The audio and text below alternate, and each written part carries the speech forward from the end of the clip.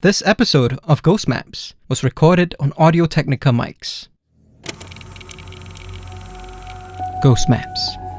Entry 15, Sago Lane, Singapore. The flame from Cindy's lighter highlights the deep-set lines on her face. She takes a drag from her cigarette and calls the drink stall auntie over. She talks and laughs with the auntie in Hokkien for a bit before ordering a kopio for herself and a kopi for me. I ask if she knows the auntie, and she shakes her head. She says that she always makes the effort to be friendly with service staff. After all, she tells me she appreciates how difficult their jobs can be. A single mother who spent much of her 20s working in karaoke bars and CD lounges, Cindy's clearly had a tougher life than most. Still, her smile is that of someone who's finally found some peace and has hope for the future. She tells me about how the other mothers at her son's school look at her with disdain and disgust. She then adds, with a laugh, how after she spent years fighting off the advances of leering men, judgmental glares don't really faze her. She also says, with a wink, that the perverted uncles weren't the only things she had to be wary of during her younger days. I return the smile and ask her to start from the beginning. Cindy worked at a bar along Sago Lane in the early 90s. She can't remember its exact name, but says that it was probably called Disco Party KTV or something like that. What she definitely remembers, though, was what an older hostess told her, that back in the 60s, that whole stretch was occupied almost entirely by funeral parlors. Despite getting a facelift in the 80s, the area still had a negative energy about it. This energy certainly wasn't helped during the Hungry Ghost Month, when owners of the bars would burn offerings outside the establishments. And it was one of these nights during that month when Cindy had finished her last shift. There weren't many customers around, and most of the other girls had left already. She was chatting with May, the hostess that was manning the reception counter, when a group of 3 men and 2 women walked in. Cindy tells me that she was never the sort who was sensitive to these sorts of things. But the moment this group walked in, she was overcome with an intensely uneasy feeling. The first thing that struck her about them was what they were wearing. The men wore bright red. The 2 women were dressed in all green. Despite looking like they were in their mid-20s, the style of their clothes seemed to belong more to the 70s than the 90s, and the shades of those colors just didn't seem right to her. She can't adequately describe it, but she said that there was an almost unearthly quality to their clothes. The next thing she noticed was that they were all very pale.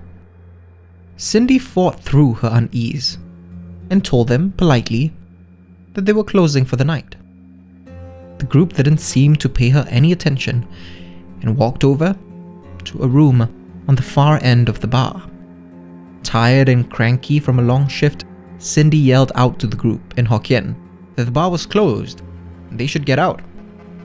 The group stopped just outside their room, turned and glared at her. That's when May, quietly but firmly, hissed at Cindy to leave them alone. Cindy turned to her and was about to argue when she saw the look on May's face. The girl was staring fearfully at the CCTV monitors embedded into the reception counter, the glow from the screens accentuating her terror. She pleaded with Cindy one more time to leave the group alone. Cindy relented, then turned back to the group who were entering the room. As the door shut, May gestured for Cindy to take a look at the CCTV feed with her. Cindy went around and saw what had spooked May. She was looking at the feed from the room that the group had just entered. The lights were on, and the TV was blaring an old Teresa Teng song. There was no one there.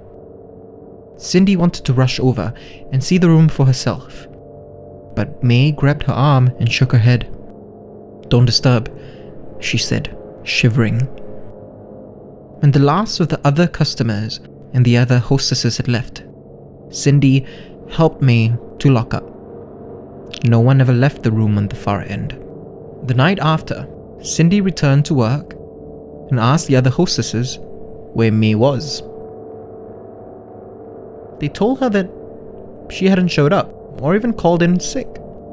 And after her shift, Cindy tried to call May, but the girls' housemates said that May never returned the night before.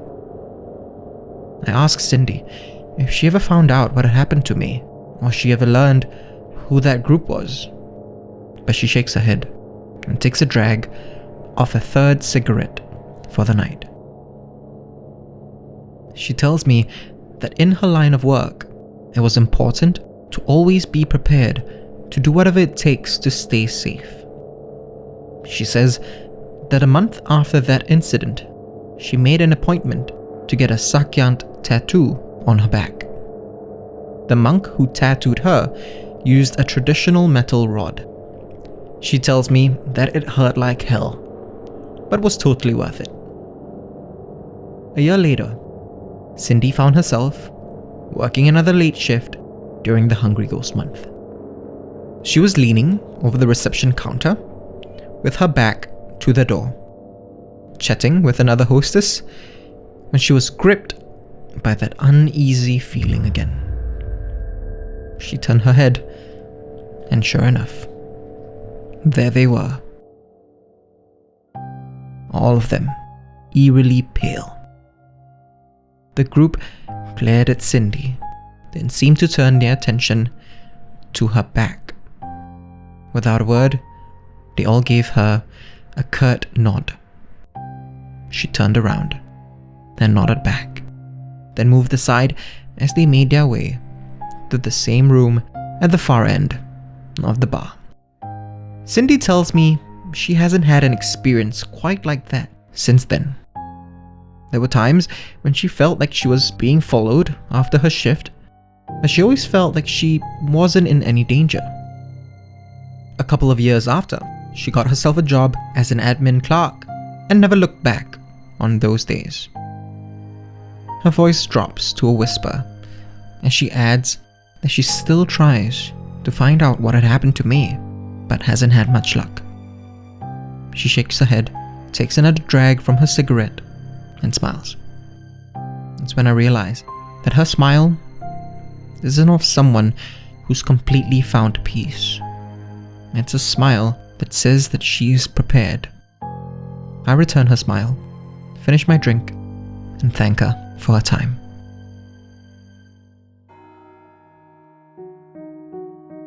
If you want to discover more of Southeast Asia's other side, subscribe now.